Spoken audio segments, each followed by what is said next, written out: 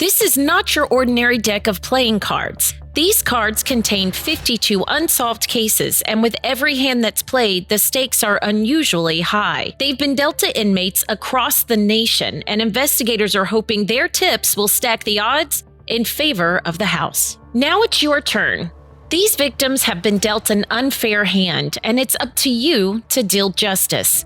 Somebody, somewhere, has information that could be investigators' ace in the hole. Welcome to Season 2, Episode 3 of Dealing Justice. I'm Jennifer Dubisak. And I'm Lori Jennings. In today's episode, we learn about the tragic disappearance and ultimate unsolved murder of Molly Bish, a 16-year-old high school student who vanished from her job as a lifeguard in her hometown of Warren, Massachusetts. Molly Bish was last seen on the morning of June 27, 2000, as her mother dropped her off for work, never in a million years thinking that this would be the last time she would ever see her daughter. Molly's case is featured in the state of Massachusetts' new deck of playing cards. They just released their first set of cold case playing cards this February. As always, we would love to see the day when there are no faces to put on the cold case playing cards, but until that day comes, we will continue telling these stories in pursuit of dealing justice.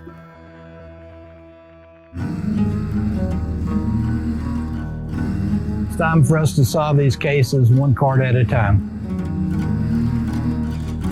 Help us deal justice for Molly Bish.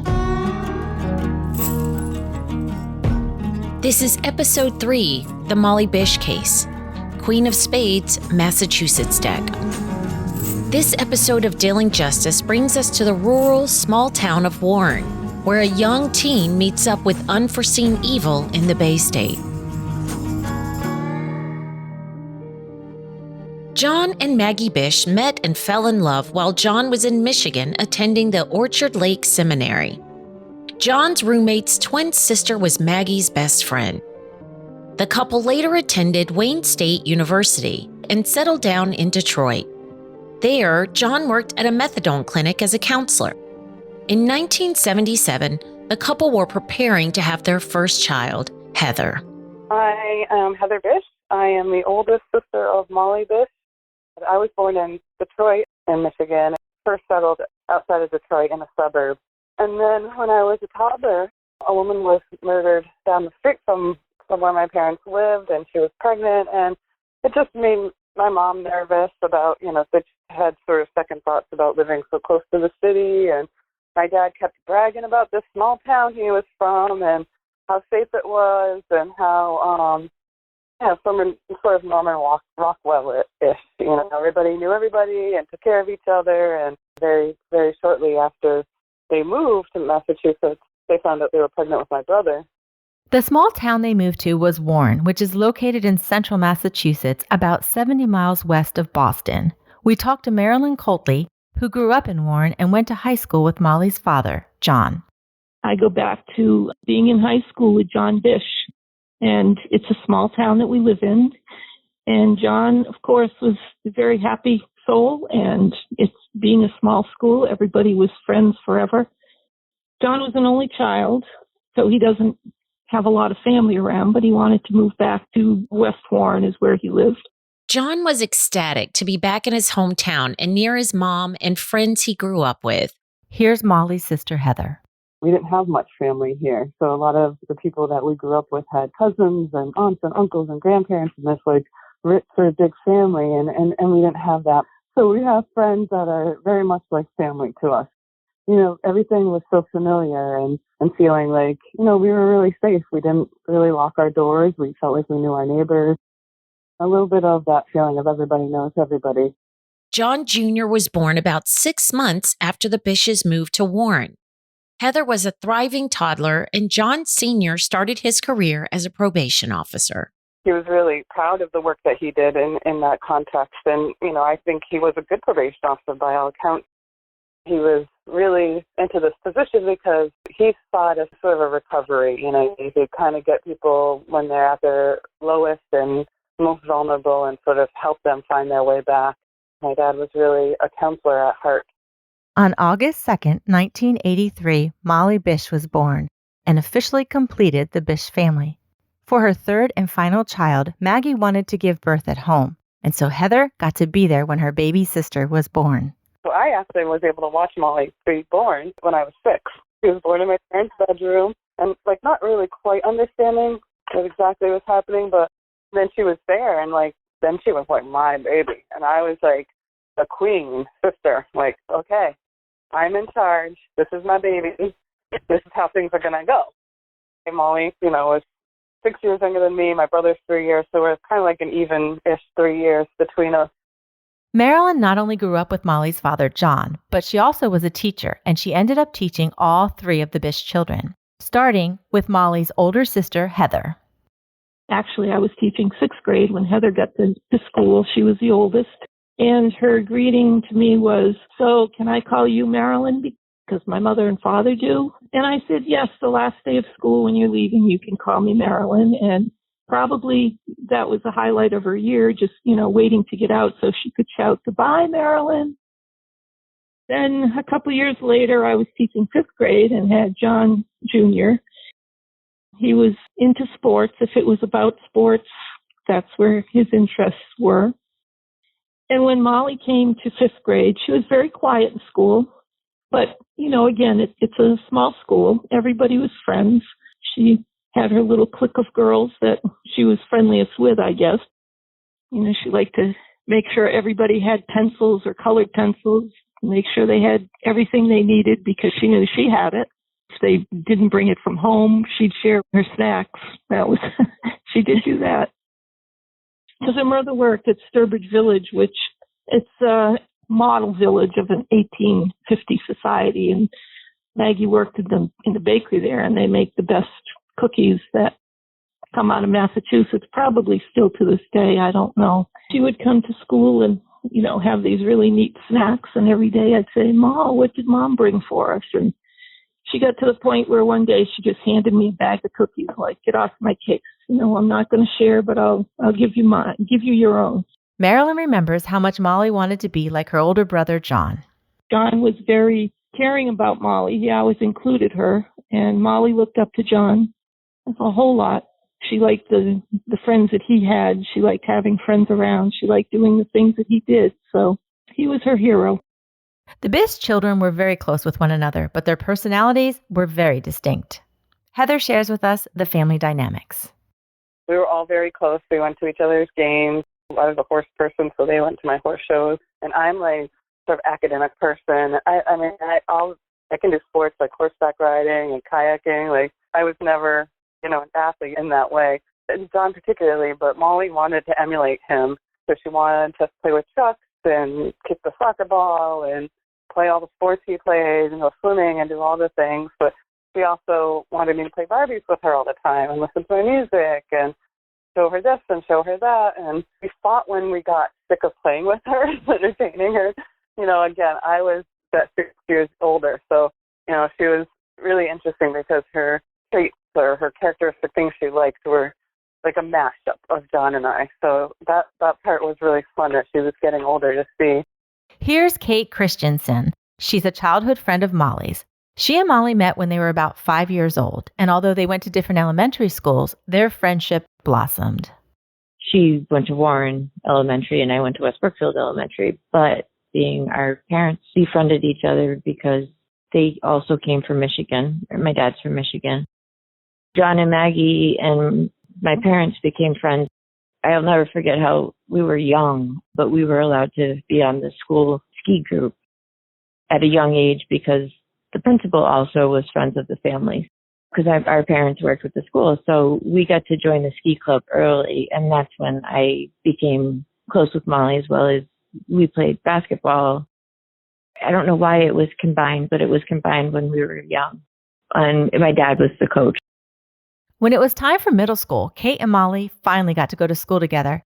Kate says there are so many memories, it's hard to tell just one. We had a little movie theater near us, and that was a big night out here to go to Friendly's and to the movies. And then the town's over. We also spent a lot of time just down at the basketball court. I remember once we were told if we dyed our hair and didn't wear the right colored socks, which was white or black, we were going going to be in a little bit of trouble. So me and Molly had a little talk, and we both went home, and we both dyed our bangs bright blue and wore like Argyle socks to the basketball game. And we got in a little bit of like trouble, but at the end of the day, there wasn't like, how much can you get in for that kind of stuff? Molly had a lot of friends, and she was fun, athletic, and popular. Again, here's Heather, Molly's sister. Molly was very much loved her friends. She was very fun and loved pranks, loved joking, loved like funny movies like Forrest Gump and any Adam Sandler movies or that Rob Schneider. That was the fun of Molly. She connected with so many people in so many different ways. Here's Molly's friend Kate again. She enjoyed living, and she was a goofball. We were always together. There was always like a group of us that were kind of together, and if we weren't, it was okay, and kind of met up later. And, it just was a lot of sports, a lot of getting cars and dating. We grew up. She not only was funny, but she was extremely caring. She was also could be extremely serious and sit with you if you were struggling. And that's something I admired about her, because not everyone was able to be that real. The way she was raised, also, she was given some extremely great morals and values that she kind of gave to everyone else, too, just by being in her presence. Molly loved kids, and she was ecstatic when her older sister Heather had her niece Michaela on July 22nd, 1999. Her sister, who's 22, is having a baby, was kind of exciting. Like, oh, this is like, we can play real house with this baby. I don't have to wait 10 years before this happens. Like, this is going to be fun. So, yeah, Molly was her godmother, and she very much loves being an aunt. Kate remembers when Michaela was born, and Molly's priorities definitely shifted. When her niece was born, she changed in a sense where she was just there more and didn't want to hang sometimes. She preferred to be with Michaela and her sister and just kind of be part of that process. And I didn't have that in my life. Being around Michaela, who was a little Tigger at the time, was a joy, but also it was nice to be part of in a way. I remember holding her when she was little and all of that. The summer of 2000 started off pretty good for Molly. It was the summer before her senior year. She had a niece she adored, as well as a new boyfriend, Stephen. She also had just secured a summer job as a lifeguard at Comins Pond in Warren. Her brother John Jr. had been a lifeguard there before her for 3 years. Her friend Kate remembers how excited Molly was to have this new job. She was so proud of that license that she had gotten, and all the time she spent in the pool to finally kind of take over her brother's job. We were in a town where getting a job in general was hard, but getting a job working, taking care of the Trinity's children was a hard job to get, and also an honor, and she took it as such. And that's where she was. It was just 8 days in. Molly had her driver's license, but Massachusetts state law prevents first-year drivers from driving alone. So Molly's mom, Maggie, would drive her to work. Monday, June 26, 2000. Molly was finishing up her first week as a lifeguard at Comins Pond. While dropping her off, her mom, Maggie, noticed a man with a mustache sitting in a white car smoking a cigarette in the parking lot. She had an uneasy feeling. The stranger in the car didn't nod or greet her with a cordial smile like she was accustomed to in their close-knit small town. According to Maggie, she walked Molly down to the beach that day to be extra cautious. She assumed when she got back to the car, the man would be gone, but he was still sitting there. Maggie made eye contact, hoping for reassurance, but that's not what she got. Maggie is quoted in several articles as saying, "He returns the stare and just boldly stares at me, and just kept smoking, and he didn't even seem to care." Maggie waited for the man to leave before she left. She made a mental note of this strange man in her mind, never imagining what was to come. Tuesday, June 27th, 2000. Molly was to be at work at 10 a.m. but she wanted to stop over at her sister Heather's house to see her niece Michaela. It had been a couple of days since Molly had seen her niece and sister. Molly and her mom were leaving early so they could stop by and make a quick visit. Heather remembers getting to see Molly that morning.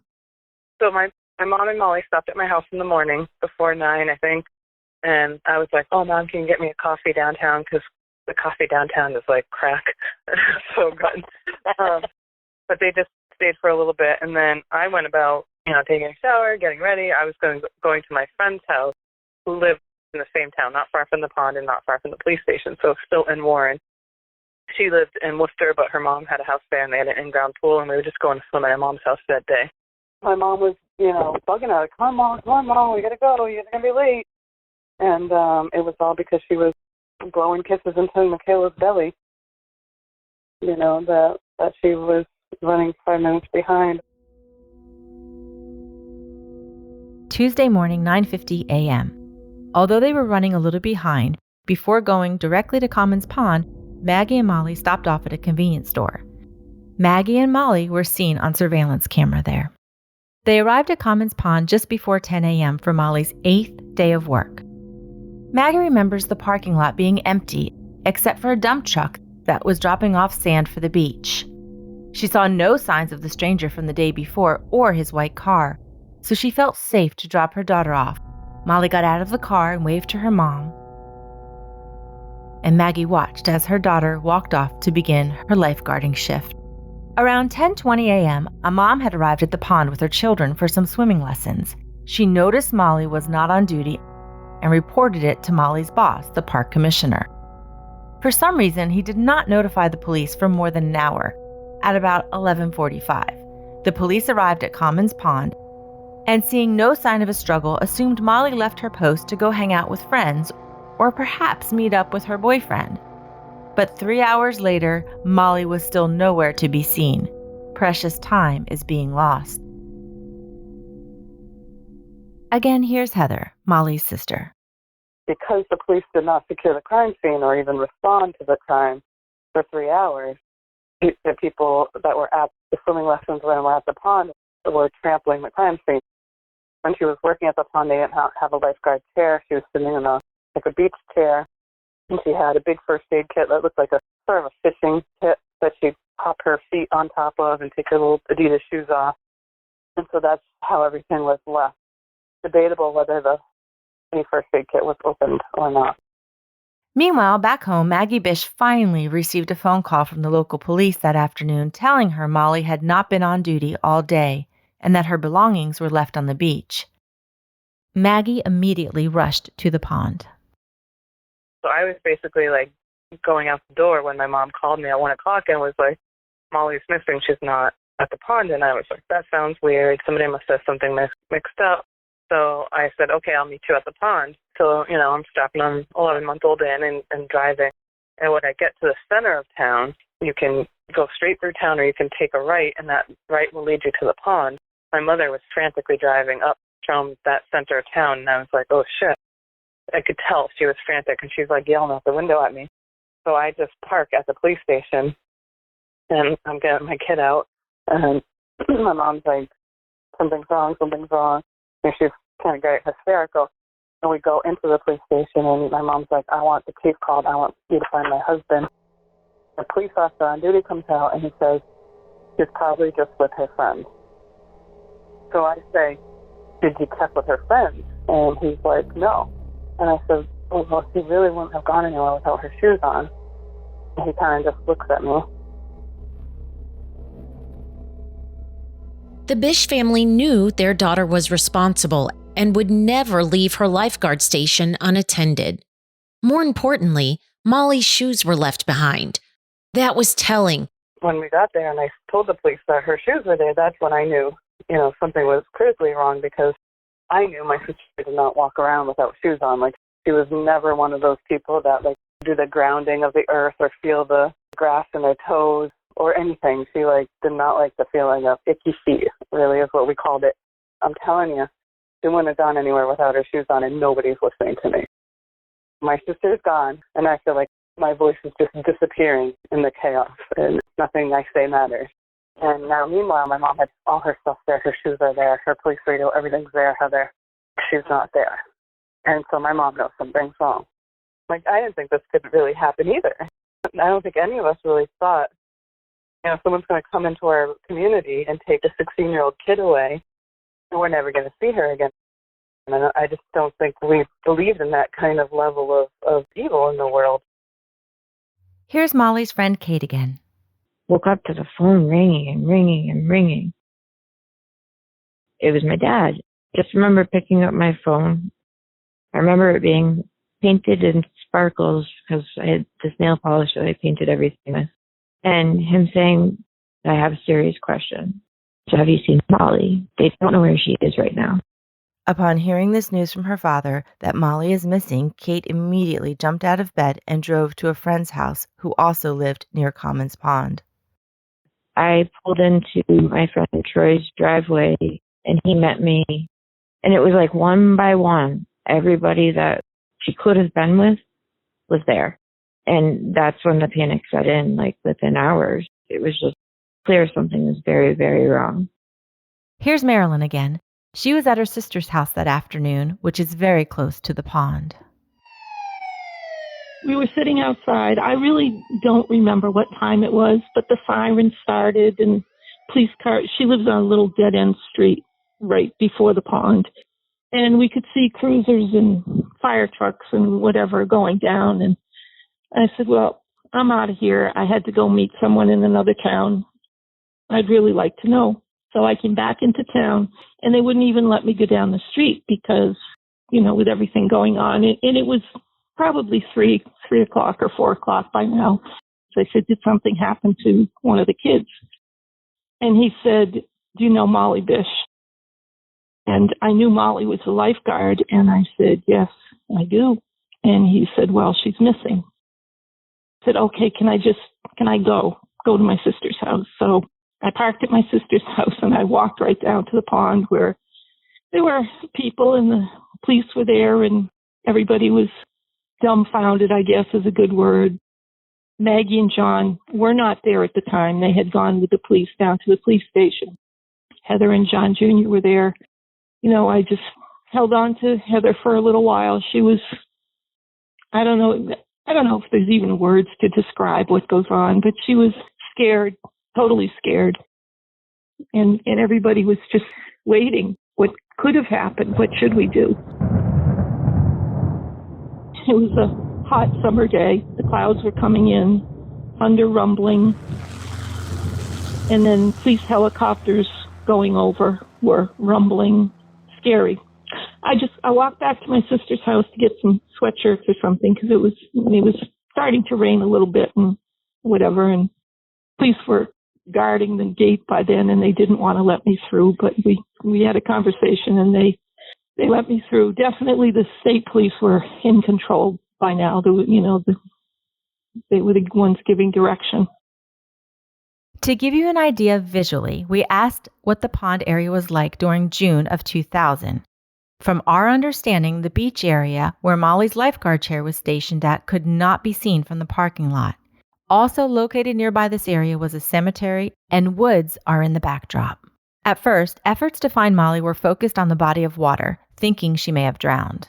The fire department felt like the police department weren't doing anything, and so they began diving and assumed she had drowned. Again, knowing Molly was a strong swimmer. Like, she was the strongest swimmer in her lifeguard class. So that seems kind of funny. And also, my sister did not like to swim in the pond. She would not, she just didn't have that, I'm going to go swim, 8 laps on a Tuesday of my summer vacation. That was not Molly. I remember by 3 o'clock, my father came and he thought she was drowned. I'm like, Dad, shaking my dad, she's not here, Dad. You're not listening to me. She's not in that pond. Something's wrong. I need you to come back to reality and help me figure this out. I don't know what to do, and none of these people are doing the right thing, and no one's listening to me. As Heather expected, Molly's body was not recovered in Comins Pond. Her sister had not been in the water. I remember them taking their parents away from the pond, not really knowing what's going on, not knowing what to do. At some point, my husband's parents came and took Michaela, and I remember having to leave there thinking, how how am I leaving this place? Like, how can I leave this place without my sister? As evening was approaching, Marilyn had left the pond area to go to Maggie and John Bish's house. I wanted to see John and Maggie before I went home, so it was dark. It was probably 8 o'clock, and I went down to their house, and I walked in and just, I gave John a hug, and I said, John, what can I do? I'm not sure he even answered a long time. I just remember standing and holding him for a long time. There was nothing. Being the person I am, I said, well, I have to do something. At least I can answer the phone, because the media was calling and the Missing Children Center was calling, and it was pretty chaotic. And I thought if just one person answered the phone, maybe that would help. So I manned the phone. It went on and on and on that way for days. Soon after Molly's disappearance, a couple witnesses came forward. One man said that he saw the white car parked that morning near the cemetery. Here's Heather Bish. What was consistent was the white car being seen in different areas of town. So there was the cemetery worker who saw it at the cemetery, and that car was seen by a couple different people. And the cemetery is significant because it sits like behind the pond, but you could park there, sort of walk this little path. Someone could be sitting up there waiting, for sure, and not be noticed by anyone coming into the pond because they could be parked at the cemetery. So we're pretty sure that she was taken out through the cemetery. In the first month or 2 or 3 weeks, like, it was so beyond what anyone expects. The police told us not to go on the media. And then my parents had conversations with parents that had missing children from across the country, and they're like, no, get on the news now. A picture is a 1 in 6 recovery tool. At that time, my parents were scrambling for a photo. We didn't have that accessibility that we have now. Searches were being conducted. Molly's case received national media attention, but despite all these efforts, there was no sign of Molly. As we've said in previous episodes, there's no guide on what to do when your child goes missing. The Bish family were doing their best to keep the search going for Molly. Molly's disappearance happened prior to social media, so the family utilized an email list, sending out more than 35,000 emails and creating a website dedicated to finding Molly. Also, within months of Molly's disappearance, Maggie and John Bish established the Molly Bish Foundation. It was created to spread the knowledge and understanding of child and family safety and to promote legislative reform. Even with their own child missing, they created an organization to help prevent other such tragedies while their own search continued for their daughter Molly. In those short weeks that we were sort of sequestered at our house while they were conducting searches and stuff for Molly, so that's really how it started. And, they needed a place to focus their energy. They were scared and terrified and sad, and it definitely helped them think in a positive way, that they were going to be helping somebody else. In March of 2001, which was about 9 months after Molly's disappearance, a sketch of the man Molly's mom remembered seeing the day before her disappearance was done by a well-known sketch artist, Jean Boylan. She had previously done sketches for the Unabomber and the Polly Klaus case. Here's Molly's friend, Kate. I was there when the Unabomber lady did the sketch. He sat there and just talked to Mag. They talked forever. And she never showed her anything. She just talked to her. And then she flipped around the picture. Maggie's face and that situation in that moment was just yeah, that's him. She was staring right back at him. Despite releasing the sketch, no leads led to her abductor. The community of Warren would be forever changed. Most people from central Massachusetts around that area can tell you that where they were when they heard Molly disappeared, or they can tell you that their life critically changed that summer because they weren't able to ride their bikes to the local pond, or they weren't able to be a lifeguard, or their mom came to work with them every day. So I do think that collective trauma is really a thing for us in central Massachusetts with Molly's case.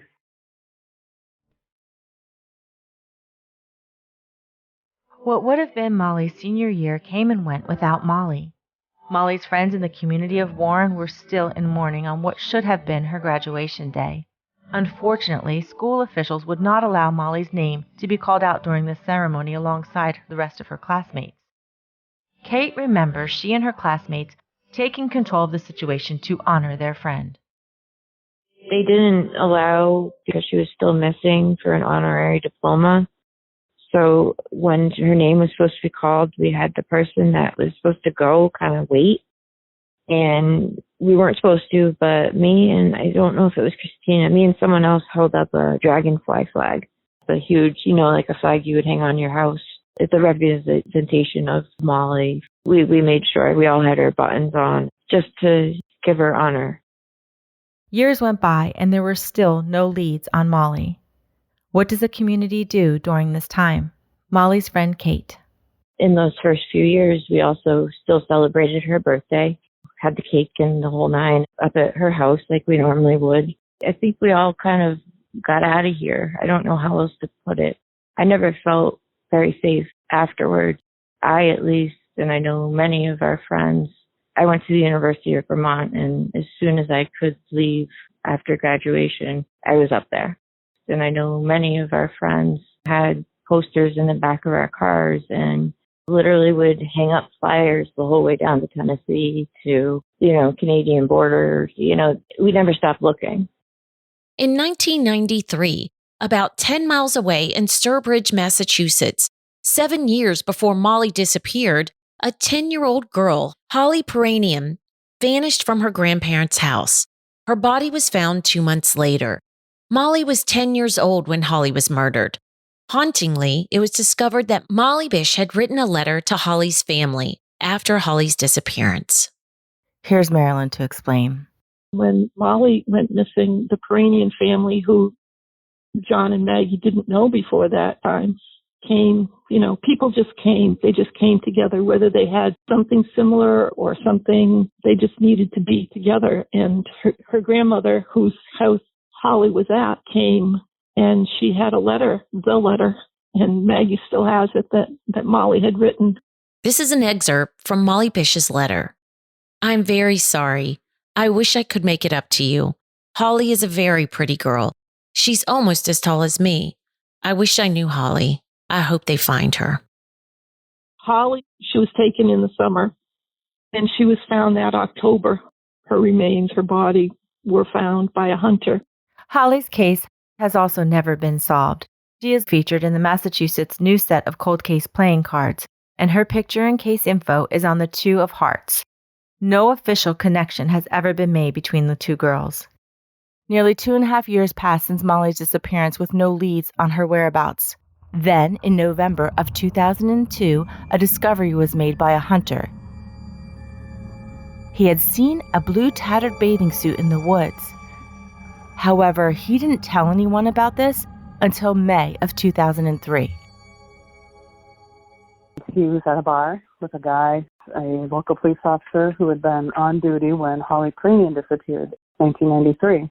So he was very familiar with that case, was familiar with our case.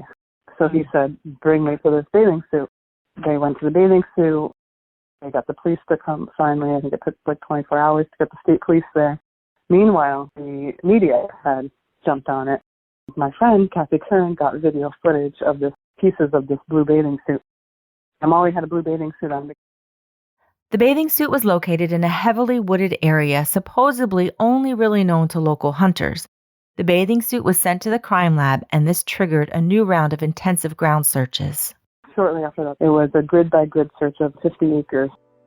Really remarkable search that was designed by a forensic anthropologist and every man that they could get.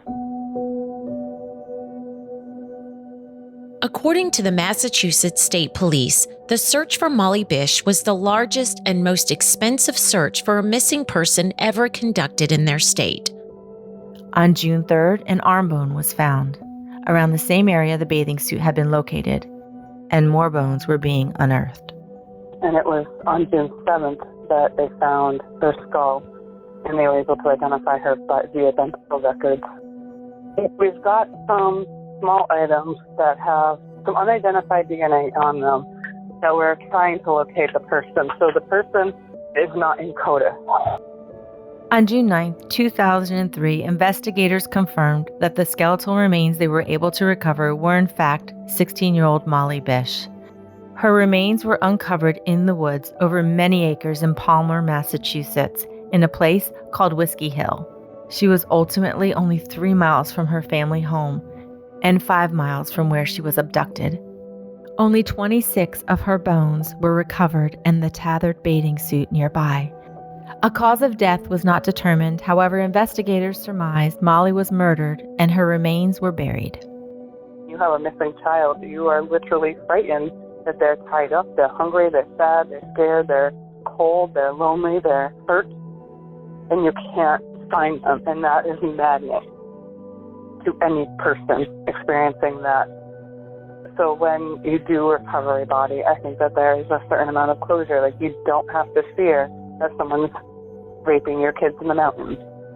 It took 3 years to finally find Molly, and now her family was able to lay her to rest.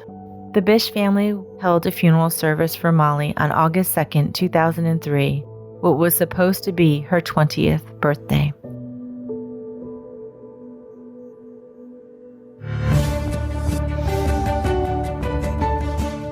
Many persons of interest in this case, DNA testing and boxes of evidence, but we still don't know who killed Molly or why.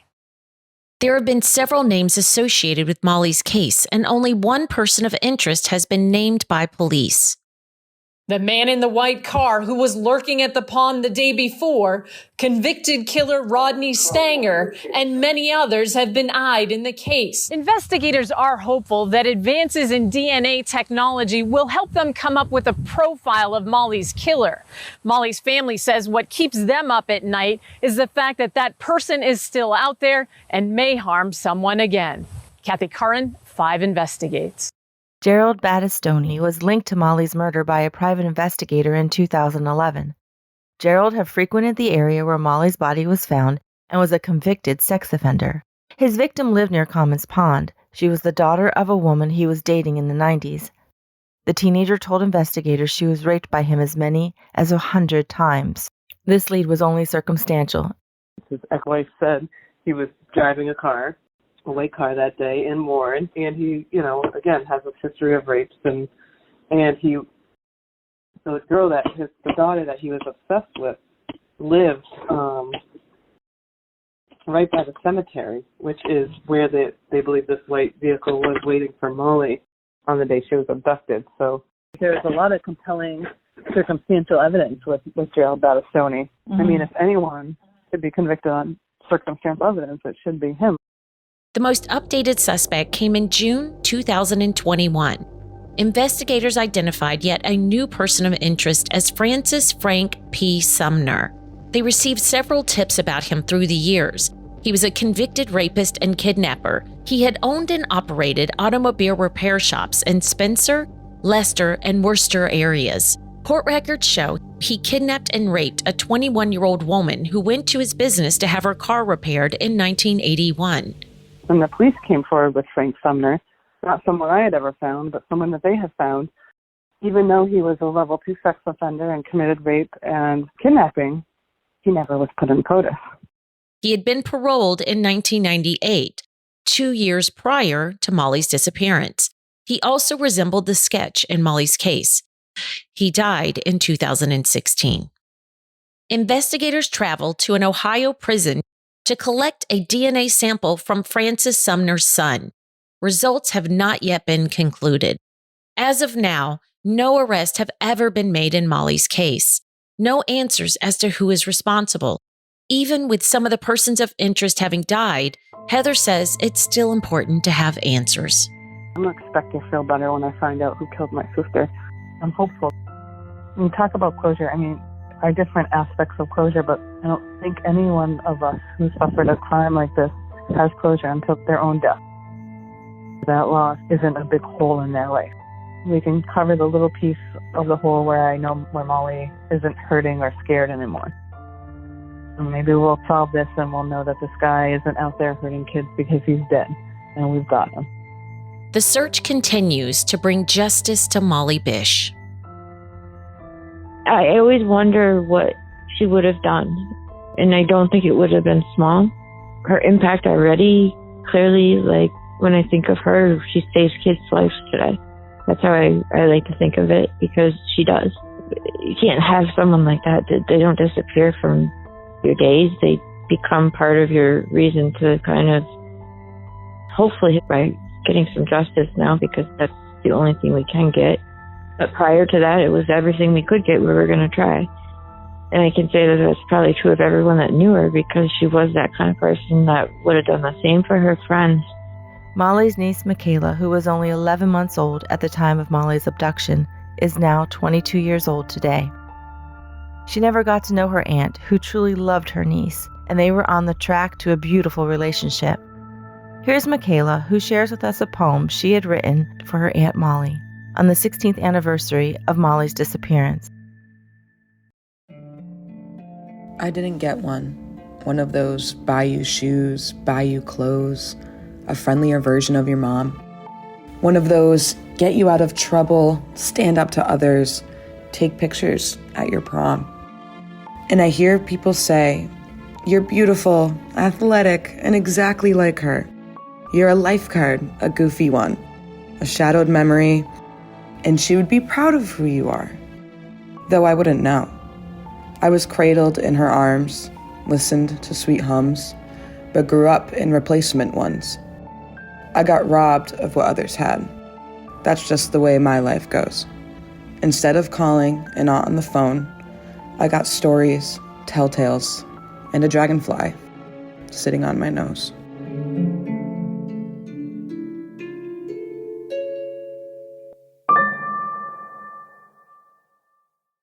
Authorities have asked anyone with information about Molly's murder or possible suspects to call the anonymous tip line at 508-453-7575.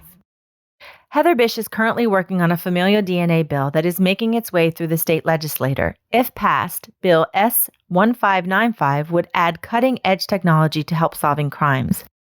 Presently, forensic labs cannot run familial DNA because it is not in the state statute of Massachusetts. The bill would open this pathway for testing. Although testing can provide answers for law enforcement and victims' families, it is also extremely important that this process is highly regulated, which is also outlined in Heather's bill. And it's basically putting a protocol or a process in place. So I'm very hopeful, and if there's anybody listening from Massachusetts, please call your legislators and let them know that you support S-1595, and you hope that they will too. Thank you for joining us on this episode of Dealing Justice. Molly Bish's case, like every case and every person that goes missing or is murdered, is just horrifying. And the fact that she went to do a job and ended up disappearing and then ultimately being murdered is just heartbreaking. Especially in a small, safe town where everybody did feel safe. Absolutely. Let's talk about the suspects. You want to kick us off? Yes, and this is horrible because one thing I do want to say is that a lot of people do want to connect the Holly Peranian and Molly Bish cases together, because then that would mean, like Heather said, that there's just one person responsible for both those young girls' murders. But when you get a look at these names that have come up through private investigators and one from police and just other sources where people are connecting these names, it's like there's several evil people that lurk around them. Well, I think that's one of the things that we found out in these cases. It's like Christy Luna that we did last season. I think it was absolutely mind-blowing that when you looked at how many sex offenders, rapists, kidnappers, child molesters that were in such a small radius. That too, it was a small town, a small radius, and there was that many of them. It really is eye-opening to see how many of those types of people are around all of us, and that you don't even know it. It's like sharks in the water. You'd be shocked to know how many are just there. Yes, exactly. So the first one was Rodney Stenger. Like we said, a lot of them can resemble the sketch. No matter which way you look at it, you can just see resemblance. But you and I, those of us that get involved in true crime, you and I often see things differently. When I look at that, I think there's no way any of those people to me were like, oh, that's him. That looks just like him. I mean, in their own way they could, but I don't know. To me, it wasn't like, oh, that's who it is. So the sketch was of the man that Molly's mom saw in the car. Right. But to be clear, we don't even know for sure that the man in the car was the person that... That's a good point. It could just be a crazy coincidence. And a mother's intuition just tries to go back desperately and say, what was different? Why would my daughter disappear? Okay, this was different. You're right. I mean, I guess I just never thought about that. I automatically thought a mom really knows her intuition, and I go with that. But you're right. It's not 100% scientific a fact. Yeah. Like I said, how many times have I grabbed my kids and just went, I don't feel good about that? Be in the minds of these parents. You spend your time going, was it him? Was it him? Was it her? Was it this person? Was it that person? Was it this? Was it this scenario? To just keep going over in your mind, and it never goes away. Exactly. Rodney Stenger had a little bit of a background here, and he also had the ability because he lived near Warren, about 14 miles away in Southbridge at the time of Molly's disappearance. Now, this gets interesting because he also lived near the YMCA, where Molly took her lifeguard certification classes, which was actually located in Southbridge on the same street, just a few blocks away from Rodney's home. So in addition to this, he was known to visit Comins Pond to go fishing, and he also hunted in the area near the Palmer-Warren border. So that's where Bish's remains were actually found. So he was known to hunt there, and that was according to his ex-wife, Deborah.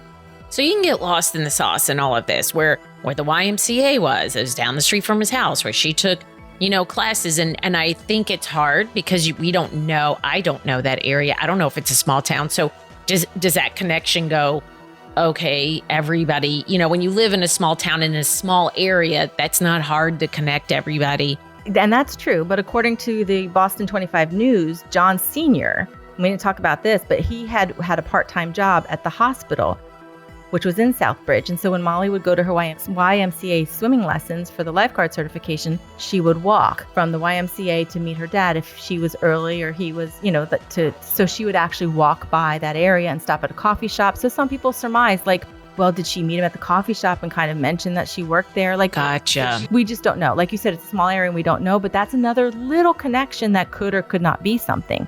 Now, The other thing is Rodney Stenger is a convicted murderer. So that's important because about a year after, according to records, about a year after Molly's disappearance, he had sold his home and moved to Florida. And that's where he actually murdered his girlfriend. She was 51 years old, Crystal Morrison. Now, before he killed her, right, she had claimed that he might have been involved in murders in Massachusetts. So that's a huge thing, that if someone knew Crystal and knew of her telling them this and want to tell investigators as well, that maybe they can make some kind of connection. Mm-hmm. How did he kill Crystal? He stabbed her to death. Mm-hmm. And we don't know how Molly died. We don't have those details. So where's Rodney now? He has passed away. That's just so unfortunate. And you talked to Heather. I mean, I would think that would be the topper, to have the person you think did it or could give you answers to die, because that's sealed and shut. So then we also have Gerald Badastoni, and he once lived in the Palmer area. And then he later did live in Ware, Massachusetts, which is also nearby. And he was a convicted rapist, and he was sentenced in 2011. And he raped the daughter of the woman he was dating more than 100 times. It's just horrifying. I can't even imagine. And according to the Telegram and Gazette, the victim lived in Comins Pond Road, which is right there in Warren, right nearby, and was living there at the time that Molly was abducted and murdered. So he was familiar with that area. And according to an interview that the Telegram and Gazette had done with his ex-wife, he knew that area because he used that road to travel back and forth to Warren from Ware. So, again, it's speculation, of course, but, if he's abusing this woman's daughter that lives with him or is, close to him in some way, shape, or form, I mean, what to say he didn't have access to her that day and went after Molly? I mean, I don't know. It's horrifying. And it's always, you have to consider, was it somebody that was just waiting? And I hate that we've learned so much about predators, but the fact that some just say when the opportunity strikes, then they go for it. Some lie in wait. Molly's mom had said that when she dropped her off, that there was that car there and the man smoking in the car. And just the fact that internally she knew something was wrong. So did this man go down this dirt road to hang out and wait for children to swim and play, and so he could watch them, and he just happened to see Molly and then thought, okay, I'll come back? And it's just crazy that sometimes these predators set their sights when they see certain people or just even an opportunity. the fact that they dissect that and say, okay, this is an opportunity. She's out here in a desolate area by herself, and it's a perfect opportunity to take advantage of someone. Exactly. Gerald died. He was 52 years old at the time of his death, and he actually died in 2014 while serving that 10 to 12 year sentence for raping that teenager in the 1990s. Okay, so that's 2 for 2. The newest lead now, the newest named suspect, an officially named person, came just last year in 2021. Okay, tell us about him. And that's Frank Sumner Sr. He's the one that I thought resembled Yes, I was just going to say, yes, you're the one that, and I kind of got the feeling that Heather thought that too. But again, it's so hard to really know with all of these. But yes, I think that he really did too. So what's the deal with him? Reiterate about Sumner. Now, again, Sumner is somebody that actually came up. He lived in the local area, and again, he's a convicted rapist and kidnapper. Yes. So this dude. And he's the one that owned and operated the car repair shops. He's known to lure somebody away from where they were. And here's the thing. Somebody who does something like that, who lures and rapes a 21-year-old woman that went in to get her car repaired, I just find it so hard to believe this guy had never did it prior to that there can't be other victims that are out there. Exactly. And that's what's so sad and why I think Heather says it's important, because as we've said, he also died in 2016. Ugh. So 3 for 3. Yes. The 3 top suspects that we know that are on the radar. Again, it could be anybody else out there that hasn't been named or known and possibly. And again, that's why I talked to Heather, because I think you and I, especially doing these, we all want to see justice and see physically that person. And that's why I said to Heather, it's when the suspect dies, it's just so disheartening that you don't get to see justice. But I also think we have to say it from a different level, in a different way, that it's important to the family to still investigate and have that answer of who it was ultimately, whether they see the justice or not. There's justice in other ways. Yeah, like you said, the family still wants answers. There's still that burning desire. And there is nobody that dies on this earth and that hasn't told somebody something, or that somebody around them doesn't have information. And a lot of times we've heard of people that have said, well, it just didn't seem important. Why involve myself in this after somebody's already died? But I will tell you right now, talking to families, the hurt, the pain, and I don't want to say there's closure when they find who did it. And so often they always tell us closure is not the word. But I do think that there is a certain piece of the puzzle that's in place. They can have in their mind what happened, who did it. They can try to get on with the rest of their life to the best of their ability until they get to see them again.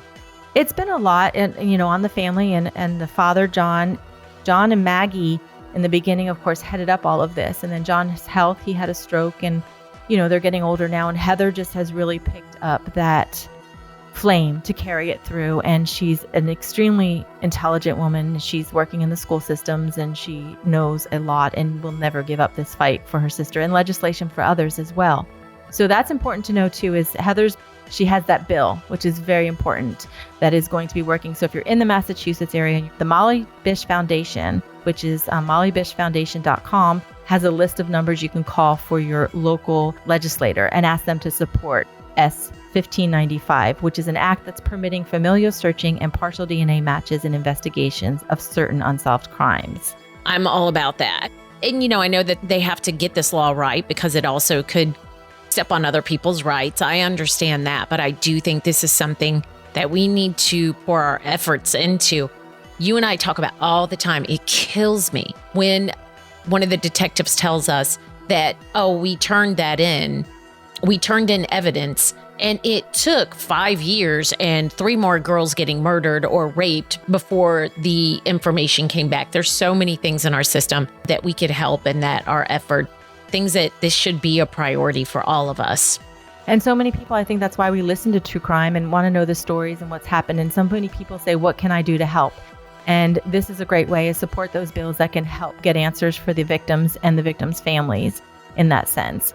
And then also Heather has begun using TikTok to help spread awareness about Molly's case. And she's asking anyone with information about Frank Sumner to come forward. And apparently on her TikToks too, she shows some evidence of some things that have been stored as evidence, so she can show people. You can have a visual and actually get to know Heather a little bit better and see her passion for wanting her sisters. And how do they find her? She is Heather Bish on TikTok. All right, perfect. Well, guys, this case, like all of them, are just heartbreaking, but we really hope that by doing this, that something will come out of it. If you guys know something, then please come forward. But in the very least, if you could please just help us to share this and hopefully get answers and ultimately deal justice for Molly. Thank you guys for listening, and join us next time on Dealing Justice. We are now on a bi-weekly schedule, dropping episodes every other Friday. And we want to thank Liz Morgan PR for being absolutely amazing and sponsoring us. Liz Morgan PR is a boutique public relations firm specializing in media relations, event planning, and communication strategy. Founder, president, and friend Liz Morgan is a creative, award-winning public relations professional with one goal in mind: getting her clients buzz. Like us on Facebook at Cold Case Playing Cards for all the latest information on this case and other cards we'll be featuring on future episodes. Dealing Justice is written, produced, and hosted by Jennifer Dubisak and myself, Lori Jennings. Our sound design is by John Schaub. Our executive consultant is the Cold Case Playing Cards creator, retired FDLE Special Agent Tommy Ray. If you want to help us spread the word about these victims' stories, please subscribe and leave us a positive review on your favorite podcast app. And tell your friends to subscribe.